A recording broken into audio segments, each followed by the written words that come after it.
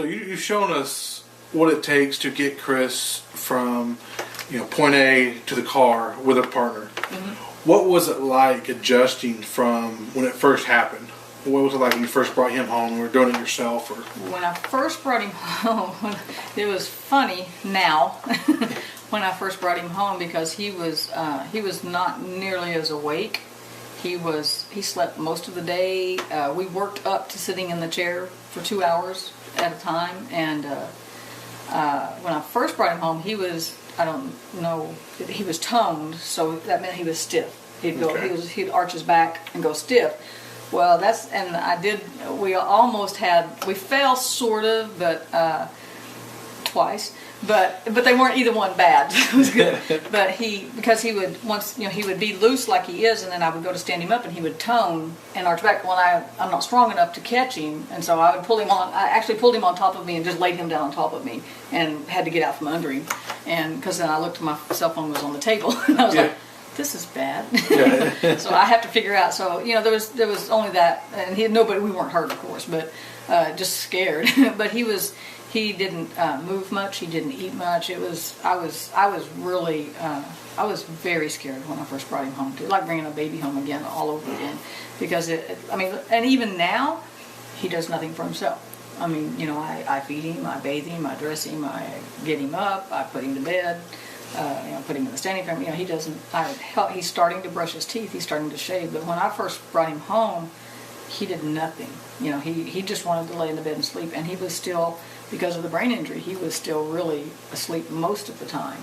And he was so toned. Sometimes it was so hard to get his legs bent to even get him on the side of the bed to get him in the chair. And he spent most of his time in the bed when I first brought him home but that was what he needed. And then gradually, he has continued to wake up, continued to be more responsive to where now he helps when I put him in the bed or get him up when he wants to.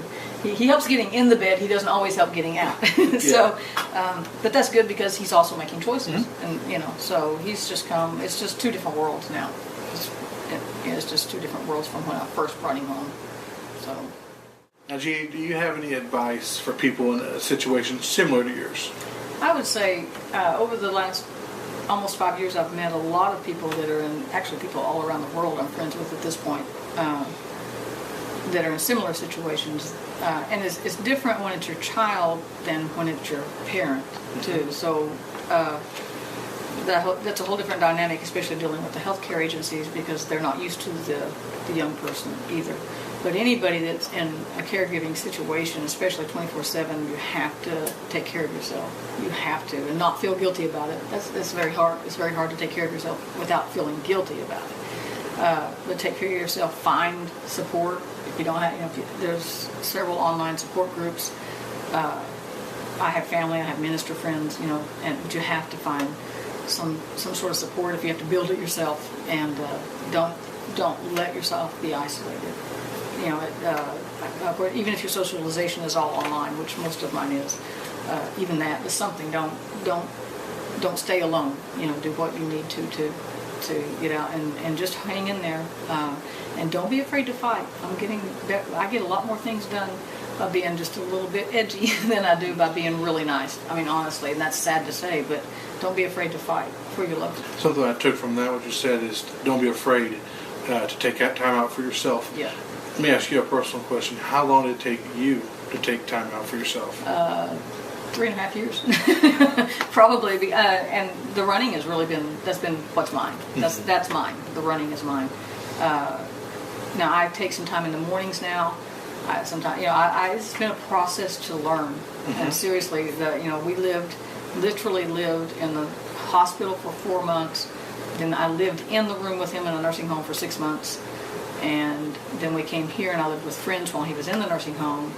And none of that time I didn't find time for myself. It was all focused on Chris. And so I've had to, and I've had another element. I don't know what you want, but another element is my daughter. I have a daughter who is 2 years older than Chris. She just turned 31, and she has I have two grandbabies. And it's hard because I felt like I stopped being her mother, and then I felt guilty for that. And I had to come to the day where I said, I'm still Renella's mother too, and trying to fulfill what I felt like she had been deprived of. So she lost in the whole deal too, you know.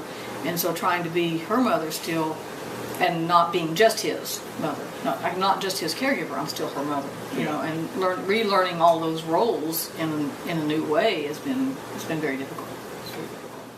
Jeanie, being the first honoree of the Get Inspired 5K, how has that impacted your life so far?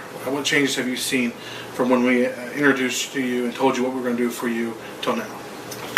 It's changed a few things, really.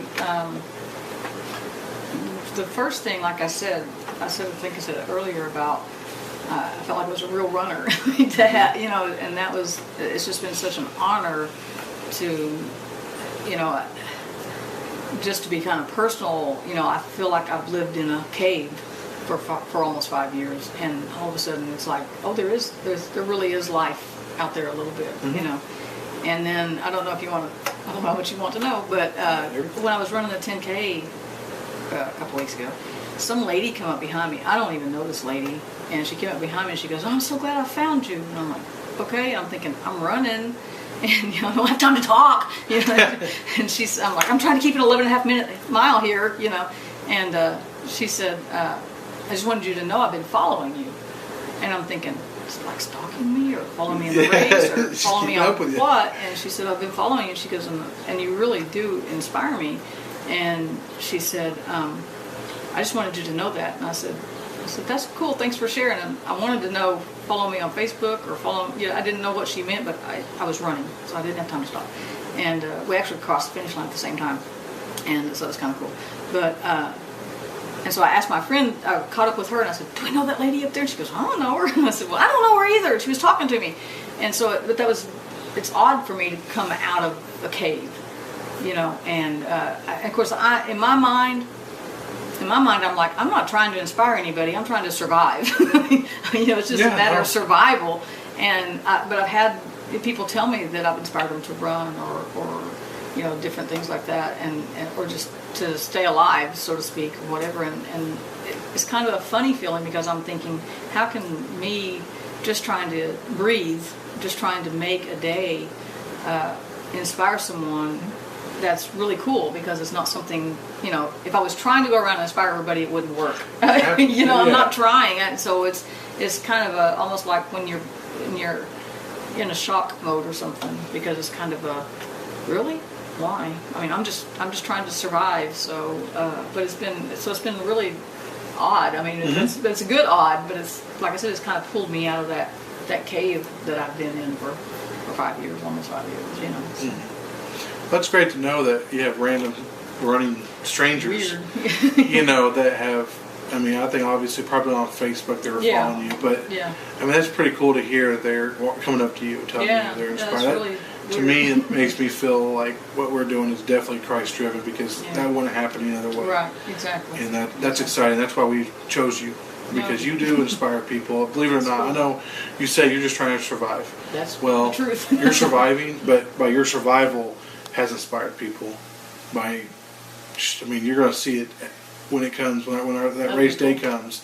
You're going to see how many people you've inspired and touched, and you probably just have never. You're so focused on Chris, so focused on you and your family and Chris mainly, but you have inspired people. I just want you to know that. That's cool. Jeanie, last time we talked, you know, you had told me something about church talk.